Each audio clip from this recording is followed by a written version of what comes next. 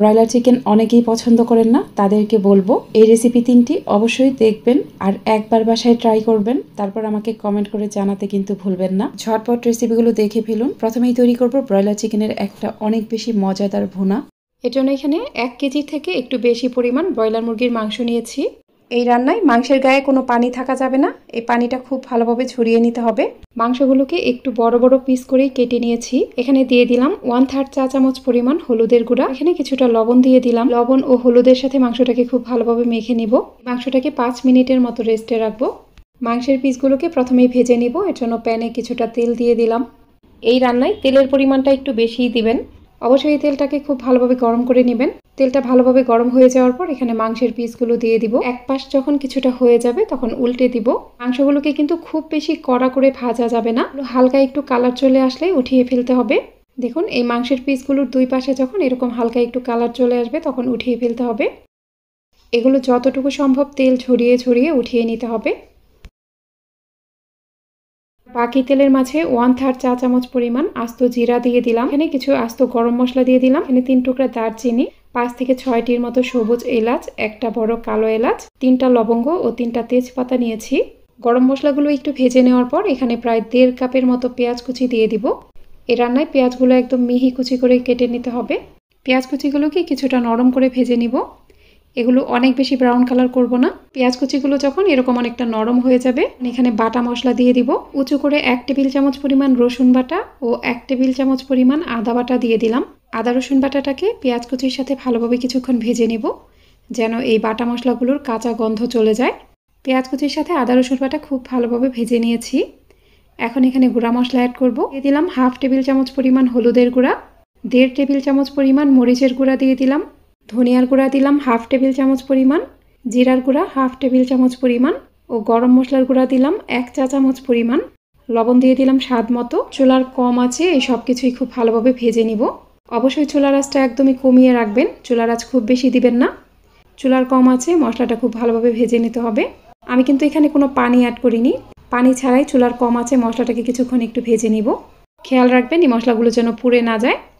এভাবে এই মশলাগুলো একটু ভেজে নেওয়ার ফলে এই তরকারির কালারটা কিন্তু খুব সুন্দর আসবে। দেখুন মশলাগুলোকে কিছুক্ষণ একটু ভেজে নিয়েছি, এখন পানি দিয়ে দিব।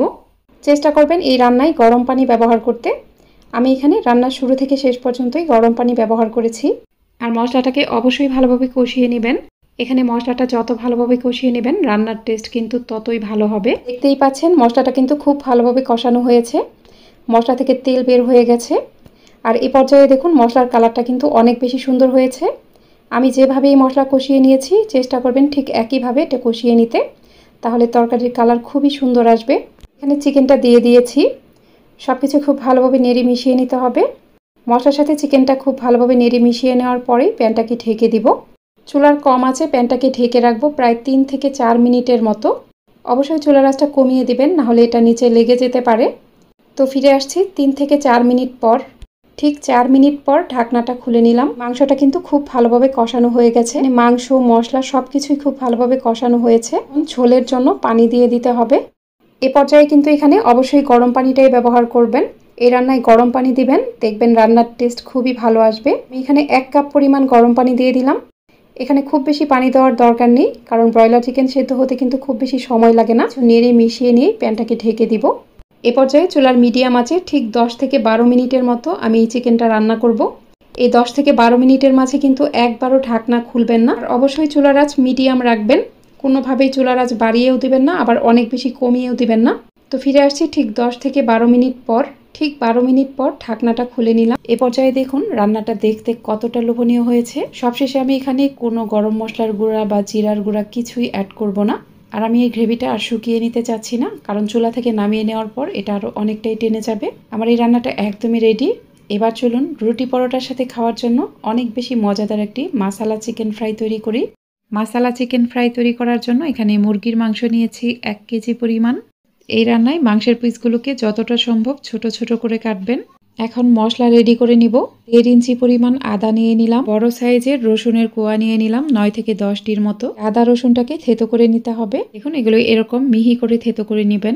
এখানে নিয়ে নিলাম 1 টুকরা দারচিনি, 4টি এলাচ, একটা বড় কালো এলাচ, 2 টেবিল চামচ পরিমাণ আস্ত ধনিয়া ও 10 থেকে 12টার মতো শুকনো মরিচ নিয়ে নিলাম। এই মশলাগুলোকে চুলার কম আঁচে ভাজতে হবে। খেয়াল রাখবেন শুকনো মরিচের কালারটা যেন নষ্ট না হয়। শুকনো মরিচের কালারটা একটুও নষ্ট করা যাবে না। চুলার কম আঁচে এগুলো প্রায় 3 মিনিটের মতো ভেজে নেবেন। যখন দেখবেন এর কালার একটু চেঞ্জ হয়ে গেছে তখন নামিয়ে ঠান্ডা করে ব্লেন্ডারে গুঁড়া করে নিতে হবে। এখানে 5 থেকে 6 টেবিল চামচের মতো রান্নার রেগুলার তেল দিয়ে দিলাম। এই রান্নায় তেলের পরিমাণটা একটু বেশিই দিবেন। তেল গরম হলে দিয়ে দিলাম 1/2 চা চামচ পরিমাণ আস্ত জিরা। জিরাটা একটু ফুটে ওঠার পরেই 1 কাপ পরিমাণ পেঁয়াজ কুচি দিয়ে দিলাম। পেঁয়াজটাকে কিন্তু একদম মিহি কুচি করে কেটে নিতে হবে। এখানে পেঁয়াজটাকে ছোট ছোট কিউব করে একদম মিহি কুচি করে কেটে নিয়েছি। পেঁয়াজ কুচিগুলোকে কিছুটা ব্রাউন কালার করে ভেজে নিতে হবে।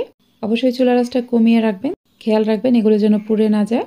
পেঁয়াজ কুচিটা এরকম হয়ে যাওয়ার পর থেতো করে নেওয়া আদা ও রসুন দিয়ে দিলাম। চুলার কম আছে এই থেতো করে নেওয়া আদা রসুনটা একটু ভেজে নিব।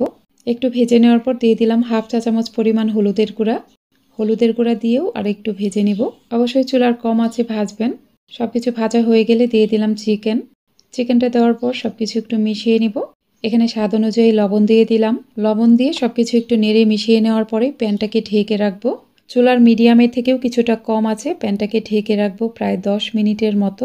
মাঝে 2-1 বার এটা নেড়ে দিবেন, নাহলে নিচে পোড়া লেগে যেতে পারে। আর চিকেন থেকে দেখবেন অনেকটা পানি উঠে আসবে। এই রান্নায় কোনো এক্সট্রা পানি ব্যবহার করব না। চুলার কম আছে প্যানটাকে ঢেকে ঢেকে এটা রান্না করব। খেয়াল রাখতে হবে এখানে যেন পোড়া না লাগে। ঠিক 10 মিনিট পর ঢাকনা খুলে নিলাম। দেখুন চিকেনটা কিন্তু প্রায় সেদ্ধ হয়ে গেছে। আমি এখানে মাংসের পিসগুলো একটু বড় রেখেছি। আপনারা এখানে মাংসের পিসগুলো যতটা সম্ভব ছোট করবেন।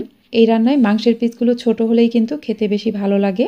এখন যে মশলাটাকে তেলে গুঁড়া করে রেখেছিলাম সেটা দিয়ে দিলাম। মশলাটাকে অবশ্যই একদম মিহি গুঁড়া করে নেবেন।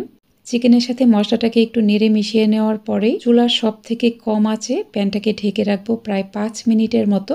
অবশ্যই চুলার আঁচটা একদমই কমিয়ে রাখবেন। ঠিক 5 মিনিট পর ঢাকনা খুলে নিলাম। এ পর্যায়ে চিকেনটা পুরোপুরি সেদ্ধ হয়ে এখান থেকে তেল বের হয়ে গেছে। এরকম একটু জুসি জুসি থাকা অবস্থায় কিন্তু এটা নামিয়ে ফেলতে হবে। এর থেকে বেশি আর ভাজবেন না। এটা এরকম একটু ভেজা ভেজা টাইপের থাকবে।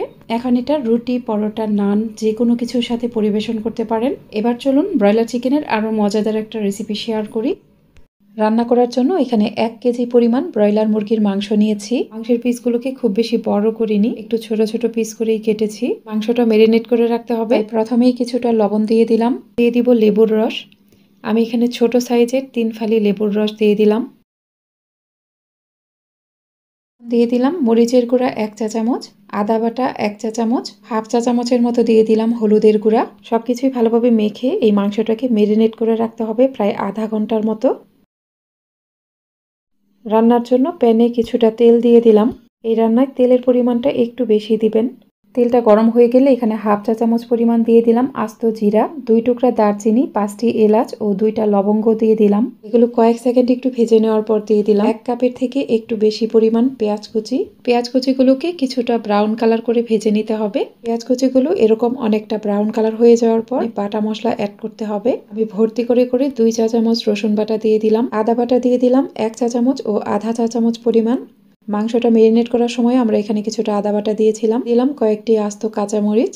কাঁচামরিচগুলোকে হালকা একটু চিড়ে নিয়েছি। এই মশলাগুলোকে কয়েক সেকেন্ডের মতো একটু কষিয়ে নিব।